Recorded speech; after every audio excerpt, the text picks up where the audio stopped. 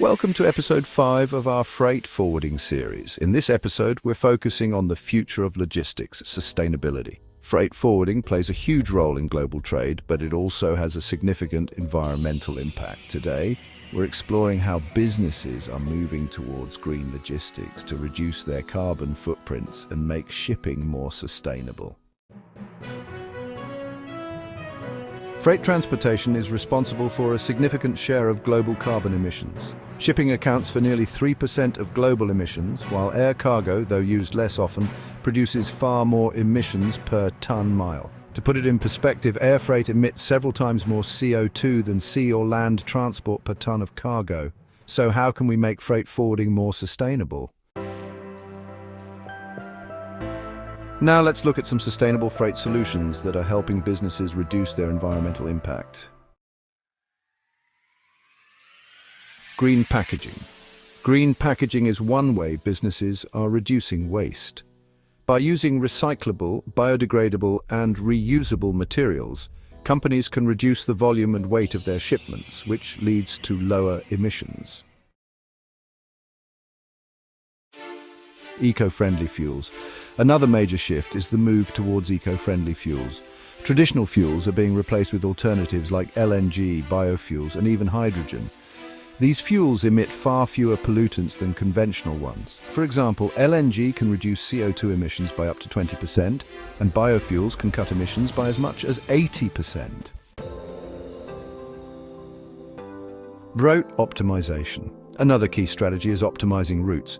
Advanced logistics software allows companies to choose the most efficient routes, reducing fuel consumption and cutting down emissions.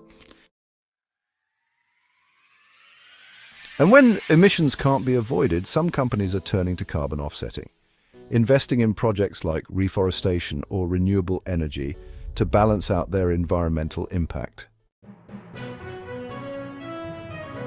Governments around the world are driving the shift towards sustainable freight. Let's take a look at some of the key regulations and trends shaping the industry. The International Maritime Organization, or IMO, has introduced regulations to limit sulfur emissions from shipping fuels. The IMO 2020 rule, for instance, caps sulfur content in marine fuels at 0.5%, significantly reducing pollution. The European Union is also leading with its Green Deal, aiming to make Europe carbon neutral by 2050. This includes promoting rail transport, which has a lower carbon footprint than road or air transport. Regions like the EU are also introducing carbon pricing and emission trading systems, putting a price on carbon emissions to incentivize businesses to adopt greener technologies. Logistics companies are already adapting to these trends and are leading the way with innovative, sustainable practices. Let's take a look at how some of the biggest players are making changes. Maersk's carbon-neutral fleet. Maersk, one of the largest shipping companies, is investing in carbon-neutral ships powered by biofuels and methanol. They plan to achieve carbon-neutral shipping by 2050, with their first zero-emission vessel launching soon. UPS's electric vehicles. UPS is reducing its emissions by rolling out electric delivery vehicles for urban areas and using alternative fuels for long-haul routes. DHL's Go Green program. And DHL has launched its Go Green program, which aims to reduce carbon emissions by 30% by 2030 through increased energy efficiency, alternative fuels, and carbon-neutral shipping options.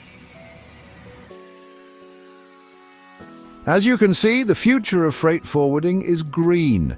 From eco-friendly fuels to carbon offsetting, companies are moving towards more sustainable logistics. And with government regulations pushing for cleaner practices, sustainability is no longer just an option, it's a necessity.